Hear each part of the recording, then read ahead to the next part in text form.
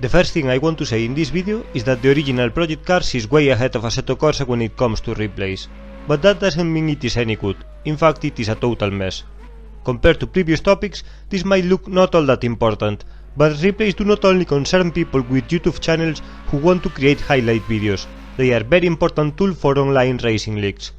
If you want to have any sort of stewarding in your races, you need to have a look at what happened, and Project Cars make doing this infuriating. Assetto Corsa console build doesn't even give you the chance to do it, so it's even worse in this respect. Project Cars 2 will need to rebuild this completely if they want their eSport focus to go anywhere, and they have plenty of work ahead. The original game has a huge variety of problems, from a very clunky interface that made something as simple as fast forward a pain, to show-stopping bugs that will simply make your replay file useless. So let's start with the small problems that should be easy to fix, and we'll keep moving to more and more serious stuff.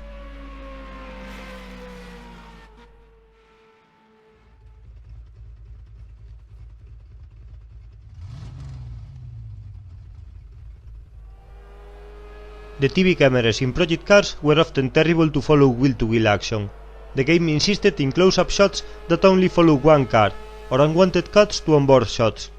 They look awful, and they don't let you understand what is going on without switching to other views.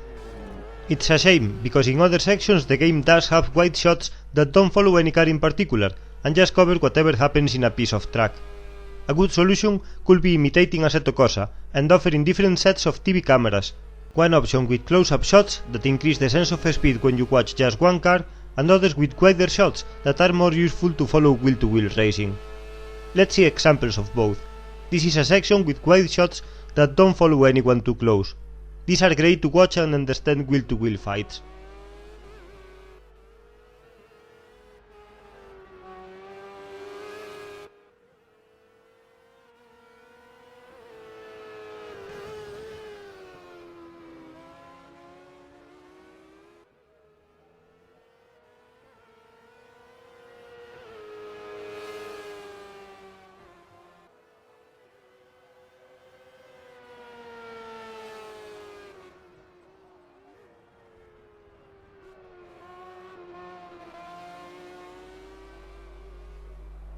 Now we'll see the opposite, a close-up shot in a good overtaking spot, ignoring the action completely and showing only one car.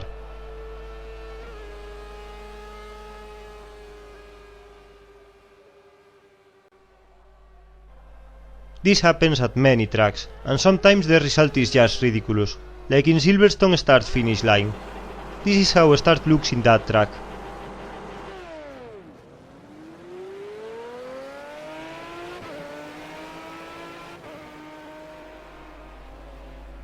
Before you even get to see anything other than a part of my car, I have been passed on the way into turn 1. To understand the problem, we just need to have a look at the shot you get in any other lap in that straight. It's simply way too close.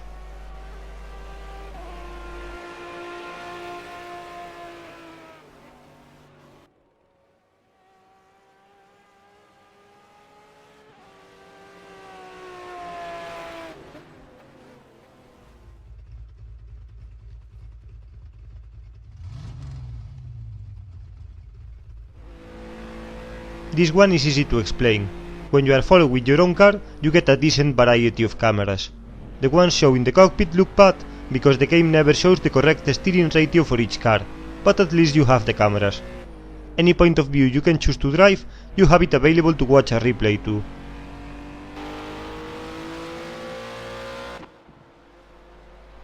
However, as soon as you change to another car, you are locked to 3 cameras: TV camera, bumper camera, and chase camera. I suspect the reason behind this is that the game doesn't save what the other drivers do, only the position of their cars, so they hide the cameras that display the wheel. This doesn't make much sense, as the onboard shots look bad for the player too because of the steering angles.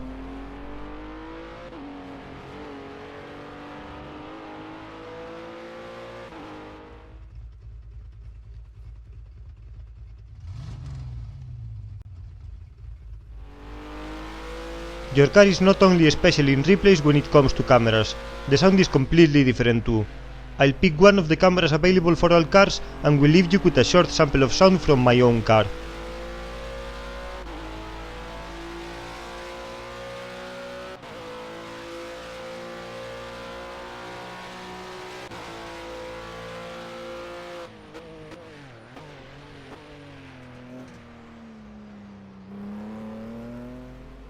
Now let's switch to a different car and you can see the sound is completely different.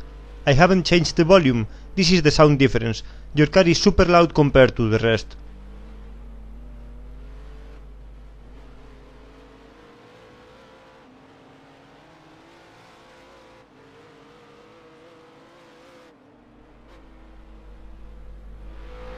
The problem is so bad that if you focus on a car you were chasing close, you will hear your own engine noise over his car.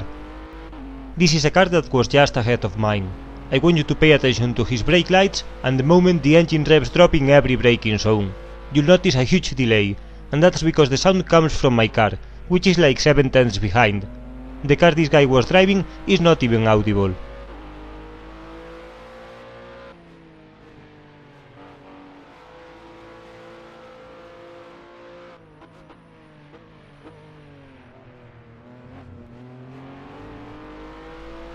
I can guess that the reason behind this is that they try to hide the numerous sound bugs coming from other cars.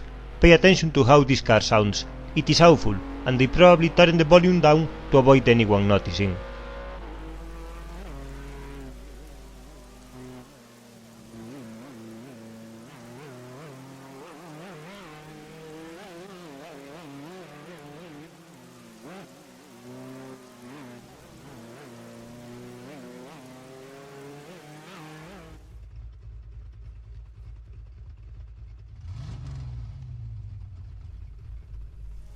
On top of the previous problems, replay files are very unstable in many respects.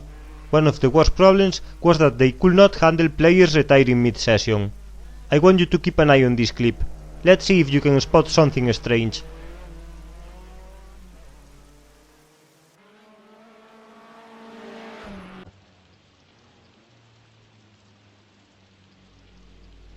You probably saw that stationary car. Trust me, it was not there in the race at all. In the replay, it will stay there all race long, ruining the looks of anything that happens in that section.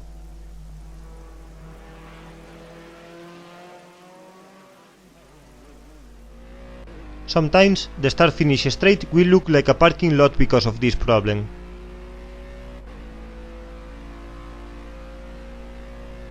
I know what you're thinking now. If these cars were not there, why did you go around them? Thing is, I did not. Let's see it again. You can see me messing the exit of this chicane. It looks like there's no one close, but trust me, there was a car all over me. When I moved across, it was to protect the inside line, not to avoid these parked cars. That's just another crazy bug. Sometimes, cars are missing entirely from replays, making them useless.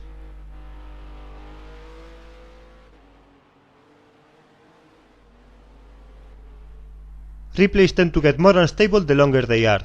At first, everything sounds, looks and works right, like in this rolling start. No one is lagging, the body language of the cars is normal, they sound okay, and the replay file simply works.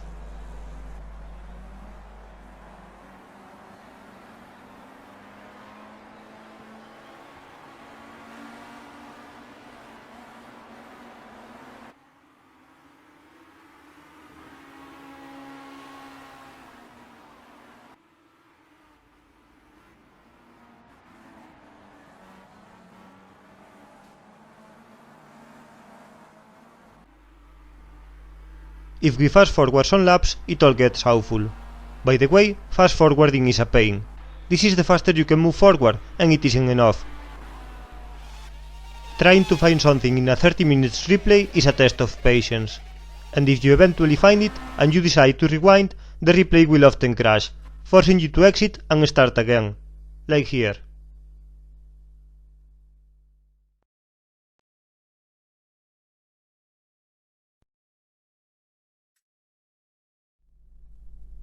That's all I can think of that deserves some attention. Thanks for watching.